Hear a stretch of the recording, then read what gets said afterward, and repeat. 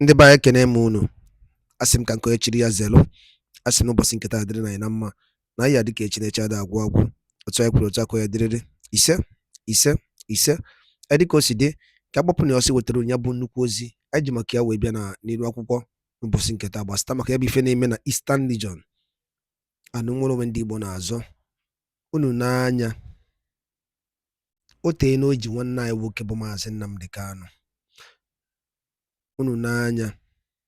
Ọ bụ na ihe Maazị Nnamdi Kanu na-ekwu abụọkwa n'ife alụ ka ọ na-ekwu. Ọkwa n'ife ya bala n'Igbo, bala ụmụ Igbo, bala ụmụ anyị ya amụ n'ọdịnihu. Gịnị ka ọ na-ekwu? Justice, fairness, equity. Tọọsọ ife agbalụ Maazị Nnamdi Kanu mere n'iru akwụkwọ ejiwe ejide ya. Now, the whole things now are caused go a lot of problem in the Eastern region. The good in the years of Kanu kwuru n'iru akwụkwọ. Just come to you bife kunu ge. Quote, Nigerians are suffering because of the problem we have in the southeast. Senator Orji Kalu onye na funiru akwụkwọ na Nigeria na tazafu because of ihe na Eastern region. Mana gịnị ka Maazị Nnamdi Kanu mere ya nje eme because of n'okwu n'eziokwu. Gekọrọ ya bụ ife okwu n'iru akwụkwọ. Staying with us. Well, the back and forth over President Bola Tinubu's proposals for a reform of Nigeria's tax administration is continuing. Stakeholders from different parts of the country are making their feelings abundantly known about it, depending on where they consider their bread adequately buttered on the one hand, and on the other, which aspects of the bills they fear might shortchange their overall interest in the immediate and long terms. We'll now get into our next conversation on the general state of the nation on that note with our next guest. I'm talking about Senator Orji Kalu, a former executive governor of Abia State and distinguished senator representing the Abia North District in the National Assembly. Good morning, and it's a pleasure to speak with you on the morning show today. You can see that you're clad in your Nigerian jersey. Thank you for being very patriotic this morning. But let's go straight into it, Senator. This back and forth has been happening about the tax reform bills, and we're very in a congratulatory mode when the governors, everybody agreed, to the terms, which were slightly changed, of course. I'd just like to know your thoughts. First off, on that plan, we're seeing the change in, when it comes to productivity, derivation, and of course, what's the last one, if you can just help me? And population. What are your thoughts on the landmark, let's say, the agreement on the tax reforms, as it were? Thank you. Thank you, Steve, and thank you, Shay. I want to thank you people for having me over this morning. And I believe that the governors have just done the needful by doing what I feel. They have done what was just, and I listened to them one after the other.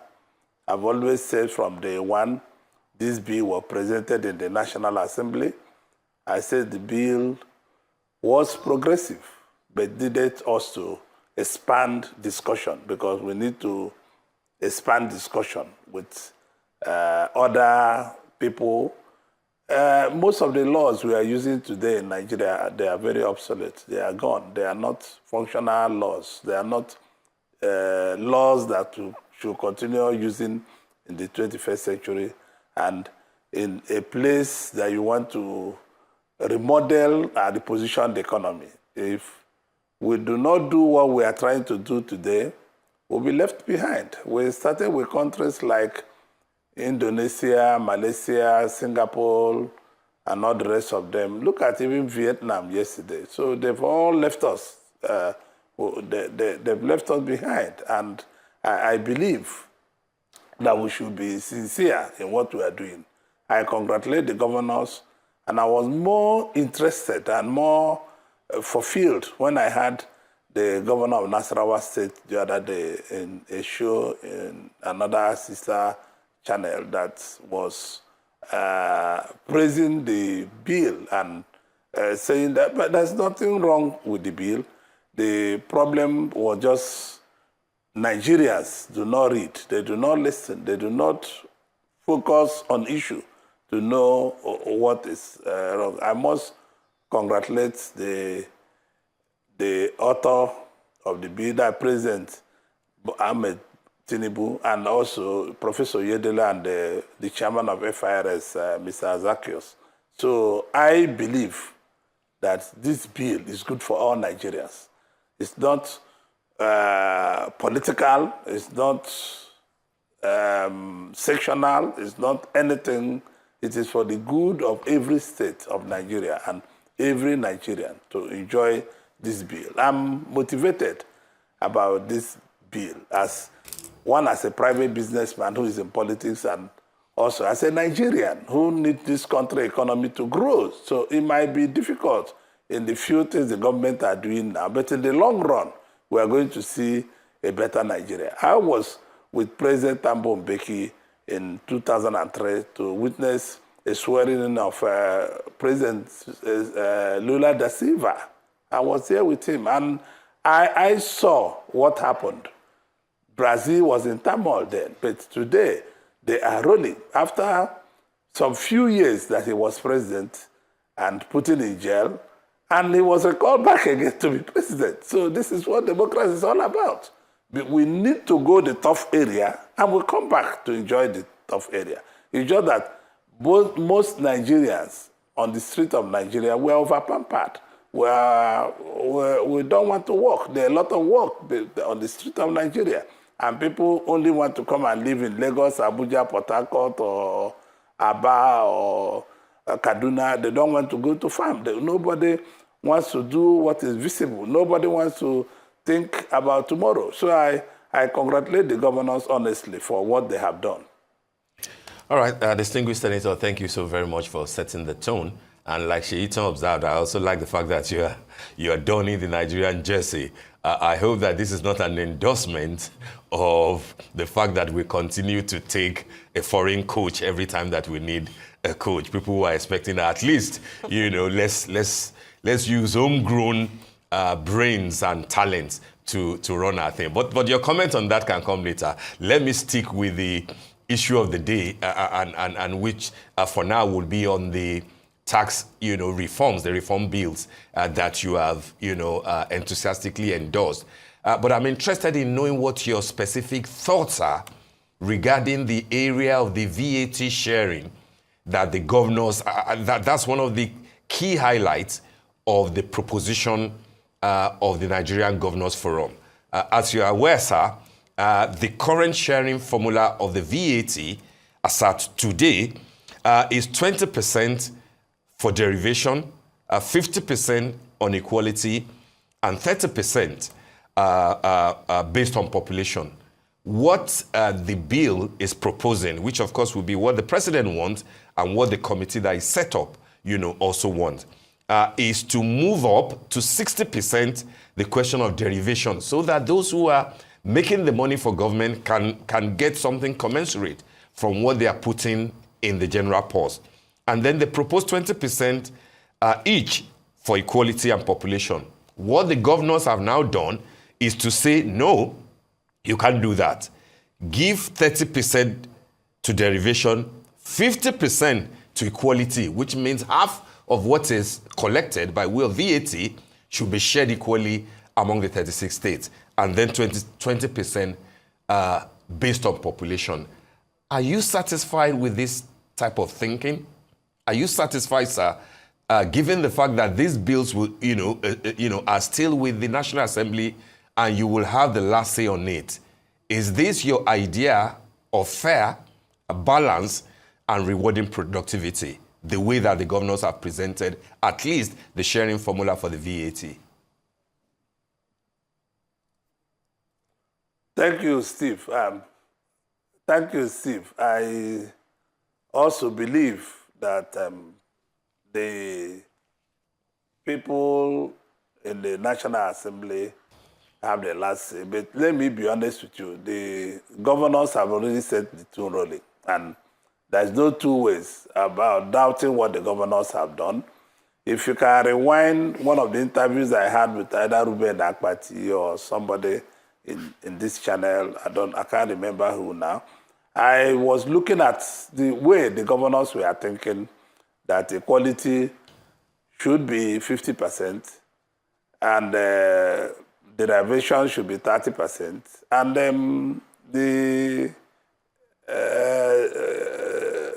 the population can come to 20%. These laws are, once we make the law, it's not sacrosanct.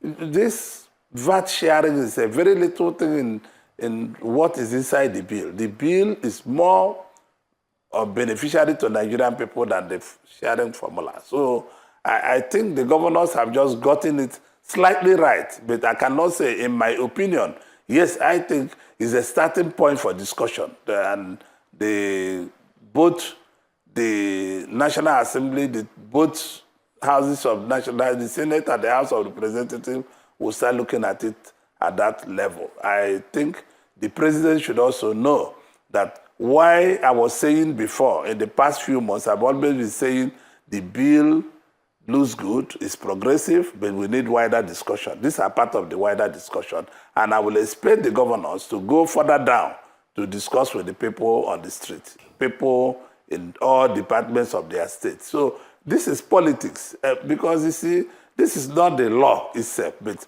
sharing formula is politics. And the politics will come behind it. And this is what the governors have done.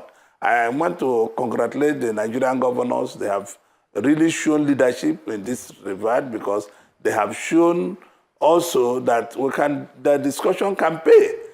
We have been saying it. If initially, when President Tinubu wanted to get this bill into National Assembly, enough consultation were made. President Tinubu means well, and his advisors, like the Professor Yedile and Mr. Zak, they all also means well, but they needed to do a wider consultation. And the Senate President was very special in this bill by sending it quickly to public hearing. And the public hearing is the only way we can get the feelings of the people. I never supported anybody withdrawing the bill. I never supported anybody putting away the bill, because the bill is progressive. We cannot leave Nigeria the way it is. Nigeria have to change if we really want to move forward. If we want to see this country move, people are hungry, and people need to come out of hunger. And people will appreciate this bill in the next few weeks, because this bill, apart from the appropriation bill before us, this bill should be put on the driver's seat immediately, so that Nigerians can have benefit of what we are talking about. Thank you, Steve. Thank you, sir. Okay, so let's touch on this. Still looking at the tax reforms, particularly the revenue sharing formula. Some would say it places a greater emphasis on, the state's ability to generate and to retain revenue based on consumption. How do you see this affecting productivity across the states? And, the healthy competition, do you think it will give us a state of healthy competition among the states, or will it exacerbate regional disparities? Some would say that many states, particularly in the north, are heavily reliant on federal allocations. How can they leverage this reform as an opportunity to diversify their economies and develop robust internally generated revenue streams, as it were? Thank you, Sheikh. These reforms will bring competition. When people see a country like China with people accuse them of bad human rights record. People accuse them of not respecting the law. People are accusing them one-party system. When you see a country like China, for the past 35 to 40 years, China has been growing on 10% income every year. And if you look at it, it's because there is competition. All the provinces in China are competing against each other. The federal government can have a reserve fund to put to any state that is not meeting up its obligations. This is possible, but let me be honest to you. When people say that the First Republic, that they did wonders, I agree they did wonders. But because there was competition, the northern region, the eastern region, the Midwest region, the south, the western region, they were competing among each other. If we don't bring back that competition, we cannot grow. We will be wasting our time. There is no state out of the 36 states that is not viable. All the states are viable. It's just meant for our leaders, our governors, our sub-leaders to go back to the states and sit in the state and put their thinking boxes. They think out what they will do with their area and do long-term planning. And every state is viable. I don't agree with you. If you go to something like Zamfara is one of the richest states. You go to Sokoto is one of the richest states. You go to Kebbi, the amount of lithium in Kebbi is unbelievable. I deal with international organization, and I have the spread, and I have the survey of almost everywhere in Nigeria. There's no country in Nigeria that is not viably very, very, very viable. So I don't believe in this. People should stop putting the northern Nigeria down to say it will affect them. They have a lot of solid minerals that are untouched. It's just to go out and look for investors. Once we're able to get investors and get people to track on it. But this is also why I said all this program will be spaced out so that it will not be choked up by the process. But President Tinubu gets out a good idea to reform the tax law, the answer is positive. So I don't think anybody, it's only going to put competition and make us to go and work hard. Governors and people in government should stop buying luxurious cars every year. They should put money in investment.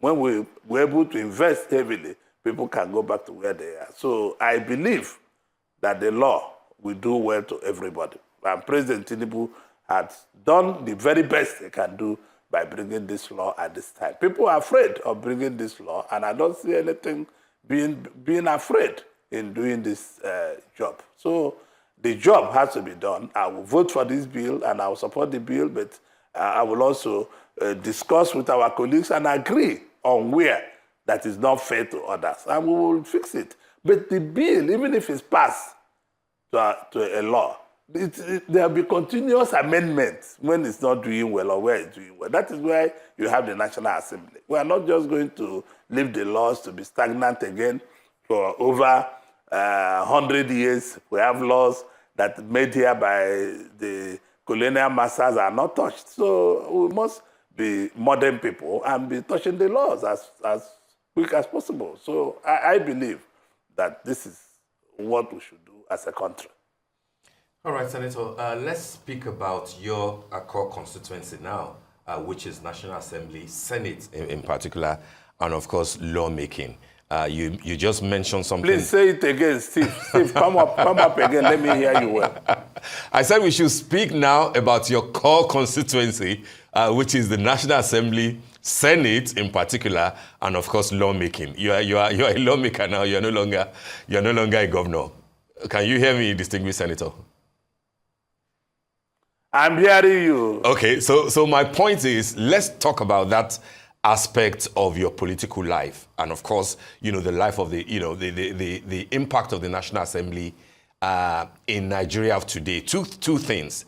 First will be the I won't call it insinuation, but the perception of people that this 10th Assembly appears to be a rubber stamp to everything coming from Aso Rock, everything executive, that we do not see enough interrogation of what the executive is bringing, particularly when it concerns the president. And Nigerians expect that there are three arms of government. Of course, you know that our own media is the fourth realm of the estate. But of course, they expect that lawmakers will stand alone, the same way that the judiciary is standing alone. But the body language of the Senate president and majority of the people in the Senate and the National Assembly in general appears to suggest that they are constantly kowtowing to the president. What are your thoughts on this? And then the second part will be the lawmaking aspect, especially as it concerns budget. Many Nigerians are dissatisfied with the content of the appropriation bill that comes out of the National Assembly. We have seen a few things here and there of how lawmakers are trying to engage. But then on the general feel of it, we're proposing 47.9 trillion for this year, but the 2024 budget is still running and will run till June of next year. We do not even know how the 2023 budget performed. Now the Assembly is talking about 100 trillion by 2026. What are your thoughts? This is you saying that instead of buying vehicles, etc., use money to better the lives of Nigerians. But how are you, sir, engaging with the problematic content of practically all the agencies and ministries of government when it comes to allocation of funds to projects that they are bringing to the National Assembly, for approval? What are your thoughts on all this, sir? Well, first of all, Steve, let me be honest to you. We are not stooge to anybody. We are not sitting on anybody's way. We are very independent, and we have shown it many a times. We cannot come out to start fighting the executive, and every now and then there'll be a problem in there. We have a backdoor of disagreement and agreement. So the president himself have done a lot of consultation among the senators, sometimes among the leadership of the National Assembly, and we are not some, what do you call it, rubber stamp. I'm not sure I'm one. Steve, you know me very well from when I was governor. You know me very well, so I'm not somebody anybody can tell you about. I always disagree when it's for Nigerian people to benefit. I always say, no, this is not good. Whether it's a president or not president. President Tinubu also knows that I tell him nothing but the truth, and I tell him the way I feel. Anytime I see him, I tell him there's hunger in the land, we need to fight for it. He says, yes, I know. I know there is hunger, we are fighting to reverse it. So this is the issue. I'm not sure the National Assembly will rubber stamp as the people are looking at it. The issue is that we have a problem in the country. We are trying to give the executive every help they can get from us in terms of lawmaking to make sure that we speed up the process of people getting better day or better life to live so that people can feel the government. So if disagreement, we have not done anything. We have not, if I tell you so many things we have disagreed with President Tinubu, you'll be shocked. It's just that we don't want to make your constituency to be happy to see the executive and the legislature fighting. We have disagreed on many occasions, and we kept it. This is where you always see the Senate and the House of Representatives calling for a closed session. We drive away your people, we discuss the issue, we say, take back this to the president, or let's go ahead and do it. There are many times Senate presidents have done that. There's many times the Speaker of House of Representatives have done that. But we cannot continue letting you people to make Senate and the House of Representatives to be a laughing stock, where every time we are fighting the executive. We are not in the fighting mood. We are in the repairing mood. We want to repair things so that Nigerian people can have the benefit of democracy. This is why, on that note, we cannot come out. I don't even listen to people. Ask your colleagues that have interviewed me many times. I say the way it is because I am not looking at anybody's face. And the Senate president have done his best by putting his colleagues together to be able to make sure that we come out of hunger. In terms of us, we are not going to implement these laws. Our duty is to just make these laws. Executive and their team will find a way to implement it. If you have given us the seat of implementation, we will implement. Our duty is to approve what we feel that is right for Nigerian people, what we feel is right for the executive and the judiciary, and leave it for them to go and implement. It's not for us to implement. That is why Nigerian people should stop blaming us. And this is why you see I hardly talk about my constituency, which is the legislature aspect of the government. Because when I was in the executive, I never knew that the legislature is as deep as you think. You are telling me about making a budget. Let me be honest with you. For the last 1 week, I came back from Christmas holiday. I've stayed in National Assembly from 8 a.m. to 11 p.m. every day. And people still think we're doing nothing. I mean, it's not fair. We sat, and you can see all disagreements. We are not a rubber stamp, for God's sake. We can see all disagreement between the executive and the legislature. You people just showed what happened between the Inspector General of Police and some members of the National Assembly. That should show you there's nobody being stampeded by anybody, because they ask questions, they disagree, and we agree. Disagreeing with the Inspector General of Police do not mean that what the Inspector General of Police was saying is not right. But he further came out. I respect the Inspector General of Police. So further went back to his office to address a little press conference to clarify issues. So you can see we always disagree, Steve and Shane. We always disagree, but we don't come out to fight. I don't, especially in the upper house. We are elderly people, and some of us have been governors, some of us have been ministers, some of us have been this and that. We don't usually come out to disagree the way that will make your constituency, which is the press, very happy. No, we disagree to agree, and we agree to disagree. We always have our mood of the way we disagree with them. Thank you so much, Senator. And as someone who has served in both executive and legislative capacities, you are speaking from a place of knowledge. But let's talk about the Southeast that has long been recognized for its industrial and entrepreneurial capabilities. Yet we see the region still facing significant challenges in achieving its full economic potential. What specific steps should the federal government take to support the development of the Southeastern Economic Corridor, including improved transportation networks, access to capital for businesses, and integration with national and regional trade frameworks, as we start to wrap up? Well, for me, I think President Tinubu is coming there. I mean, Rome was not built in a day. We are just battling with the insurgents in our area, and gradually we are coming up. And as we are coming up, we will now start thinking on the next step. Once we calm down the insurgents of banditry and unknown gunmen and all the rest of them, we will be able, the president and his team and all of us will advise him to open the chapter 2 of the book.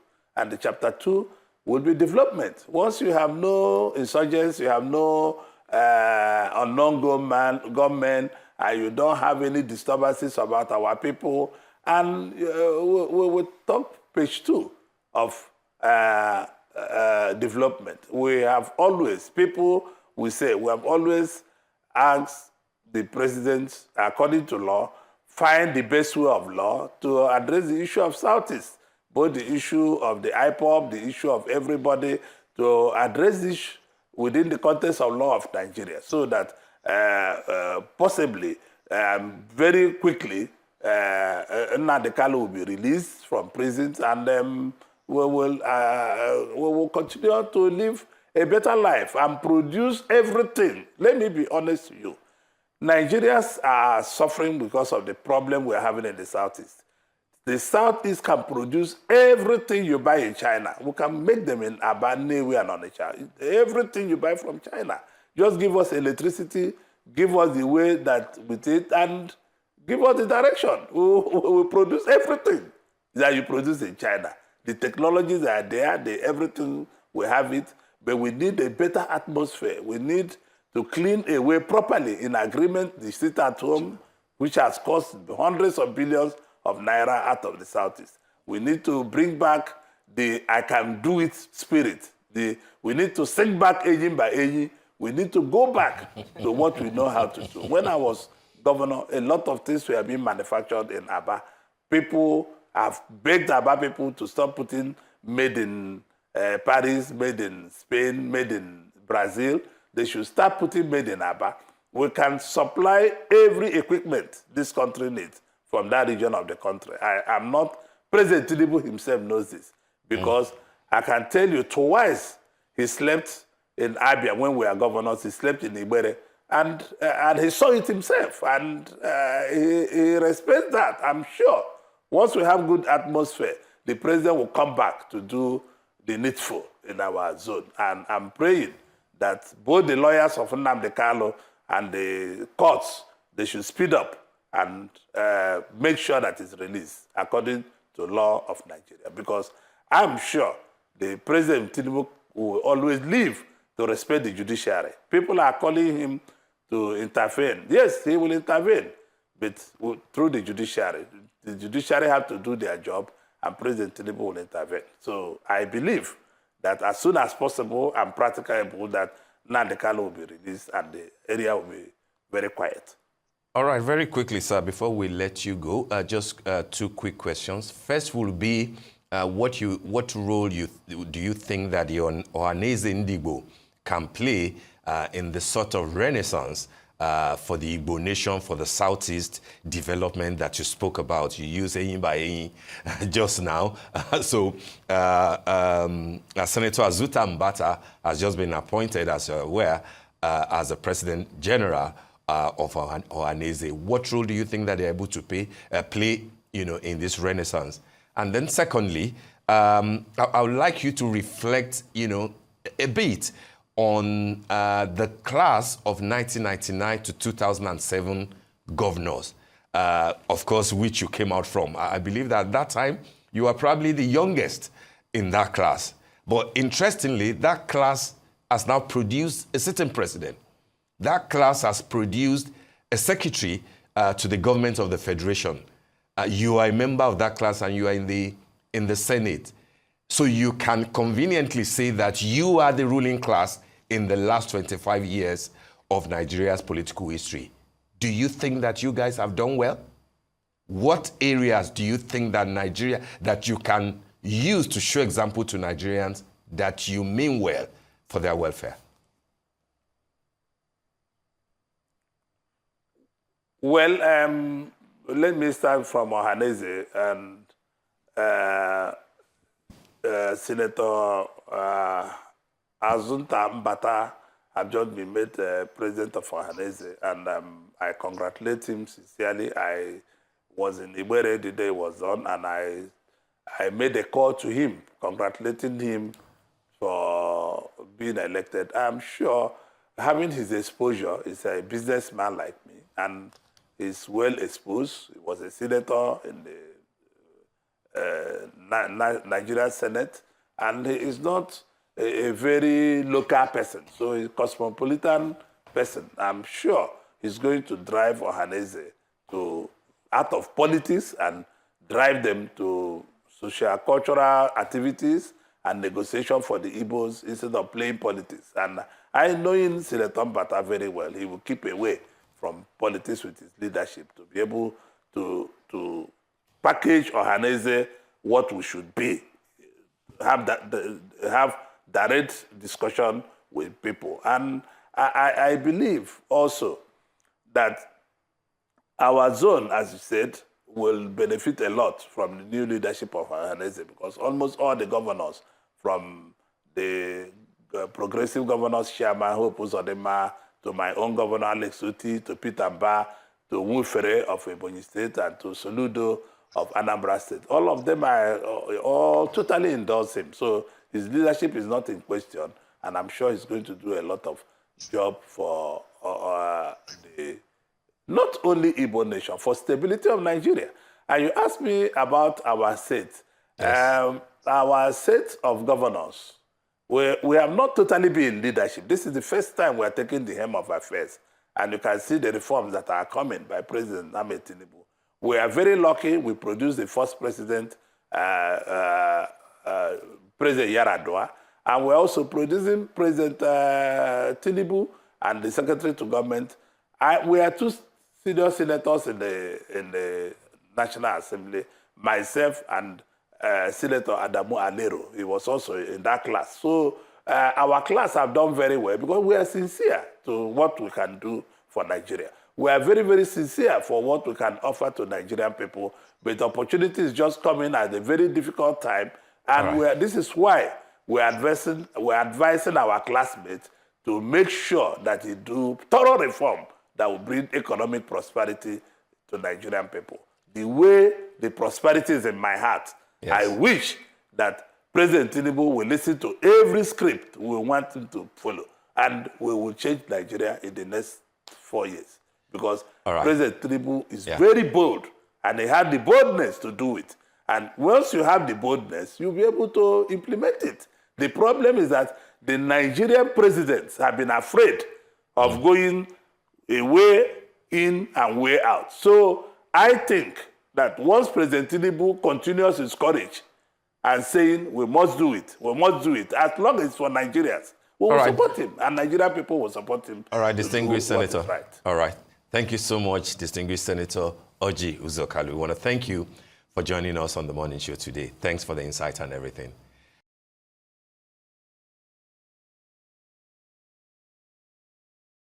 Ndị be anyị kwadalụ nenu dịka nụrụ ihe nwanne anyị kwuru n'elu akwụkwọ n'ụdị nke ya ke your own reaction gbasara maka ihe ndị o kwuru drọpụrụ anyị fiche n'ụdị nke gị na Eastern News 24 ebe anyị si were wetara ya bụ ozi unu na-anụ ugbu a. Daalụ niile na ụmụnne m ka emesịa nụ ma Igbo.